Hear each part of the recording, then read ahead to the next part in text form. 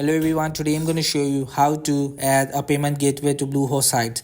So just tap on my Bluehost official website. Before you creating an account, you will have to purchase the plan. And if you want to buy to premium or subscription of Bluehost, please go through the link in description.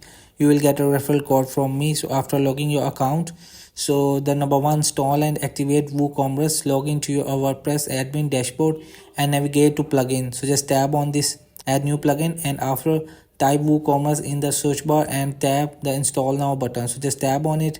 So after installation this and here some popular payment gateway will pop up on your screen. You will install your preferred gateway right away or do so at a later time. So you will see you want to install a PayPal or Stripe which available in your country. You will just tap to install it and gateway the payment. So hope this video help you. Please don't forget to like and subscribe and get notified for more videos.